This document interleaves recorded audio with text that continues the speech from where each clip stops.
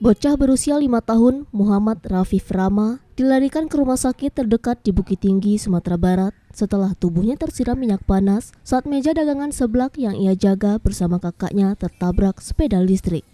Anissa, kakak korban, menyebutkan bahwa kejadian berawal saat ia dan adiknya Rafif berdagang seblak dan gorengan di kawasan lapangan kantin. Anissa, warga tengah sawah Bukit Tinggi ini, belum beberapa lama memanaskan minyak goreng di atas meja lapak.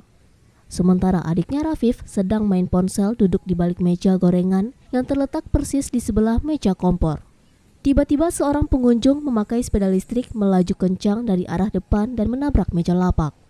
Tabrakan itu membuat kedua meja dan korban Rafif jatuh. Minyak goreng yang ada di dalam wajan pun tumpah mengenai tubuh korban. Pedagang lain yang melihat kejadian langsung menolong membuka pakaian korban yang tersiram minyak. Korban dilarikan ke rumah sakit yang berjarak sekitar 200 meter dari lokasi. Akibat kejadian ini, korban menderita luka bakar kurang dari 50%.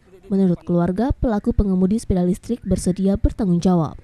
Keluarga korban berharap aktivitas penyewaan sepeda listrik diatur penggunaannya agar kejadian yang sama tidak terulang lagi, karena sepeda listrik kerap menabrak orang yang sedang berolahraga dan warung yang ada di sepanjang pinggir lapangan.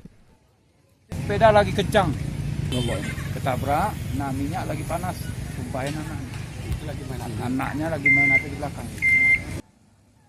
Dari Bukit Tinggi, Sumatera Barat, Wahyu Sikumbang, iNews melaporkan.